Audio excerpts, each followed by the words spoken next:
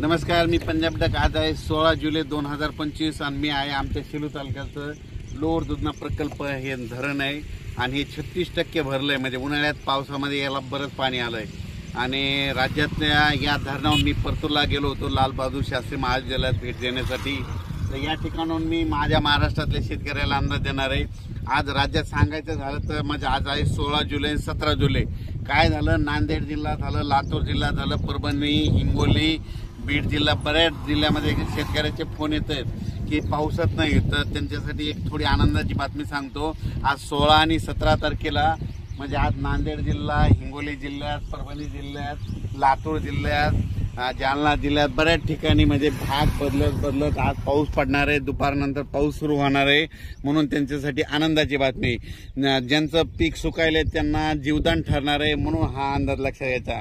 आणि राज्यात मात्र 18 तारखेच्या नंतर परत काय होणार आहे, आंध्र प्रदेश, तेलंगणामध्ये पाऊस सुरू होणार आहे। त्याच्यामुळं त्यामध्ये नांदेड जिल्हा, लातूर जिल्हा, सोलापूर, धाराशिव या भागामध्ये परत पुन्हा पाऊस वाढणार आहे। बीड जिल्ह्यात, परभणी जिल्ह्यात, कारण की या भागामध्ये राज्यात सगळीकडे पाऊस पडला, फक्त ह्या 5-7 जिल्ह्यामध्ये पाऊस कमी आहे। या सगळ्या शेतकऱ्यांचं कापसा सुकायले, सोयाबीन सुकायले, बाकी राज्यात इतरत्र सगळीकडे पाऊस आहे। फक्त परभणी जिल्हा झालं, जालना जिल्हा, नांदेड जिल्हा, बीड जिल्हा, धाराशिव, लातूर, नगर जिल्ह्याचा काही भाग, कडाष्टीचा काही भाग या जिल्ह्यामध्ये पाऊस कमी आहे। तर त्यांच्यासाठी खास करून आज आनंदाची बातमी, 16-17 तारखेच्या दरम्यान तुम्हाला वेगवेगळ्या भागामध्ये विखुरलेल्या स्वरूपाचा पाऊस पडणार आहे, पण पिकाला मात्र जीवदान ठरणार आहे म्हणून हा लक्षाचा।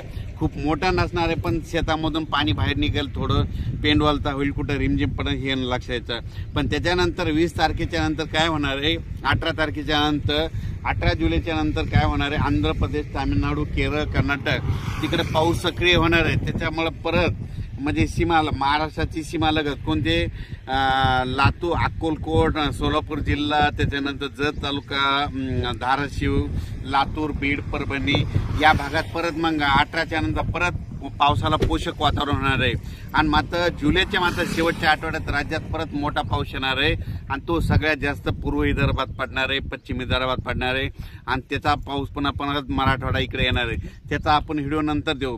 पण राज्यात मात्र सध्या तरी आता म्हणजे आज 16 जुलैला मात्र बऱ्याच ठिकाणी पाऊस पडेल, बऱ्याच शेतकऱ्याला पिकाला जीवदान ठरणार आहे। आणि हे लक्षात घ्यायचं की आमचं लोअर दुधना प्रकल्प हे 36% भरला। मे मध्ये पाऊस पडला, त्याच्यामध्ये पाणी आलेलं आहे आणि जायकवाडी धरण आज जवळपास 78% झालेलं आहे। आणि म्हणजे ही खास करून मराठवाड्यातल्या शेतकऱ्याचा आनंद आहे। आणि उर्वरित राज्यात सांगायचं झालं तर पूर्व विदर्भामध्ये अमरावती, अकोला, वर्धा, नागपूर, भंडारा, गोंदिया, चंद्रपूर, यवतमाळ, अकोला, बुलढाणा या भागामध्ये आज म्हणजे 16, 17, 18ला चांगला पाऊस पडणार आहे।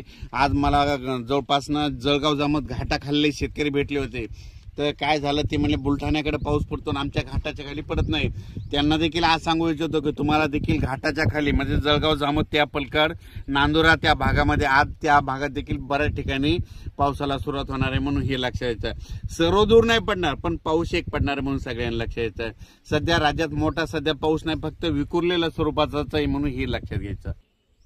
आता जे पाऊस पडायला आहे काही ठिकाणी 10 मिनिटाचा पडेल, काही 20 मिनिटाचा, कुठं अर्धा तासाचा पडेल, असाच पाऊस पडणार आहे। कारण की सध्या तर तसंच वातावरण आहे, खूप काय मोठ्या पावसाची सध्या अपेक्षा नाही।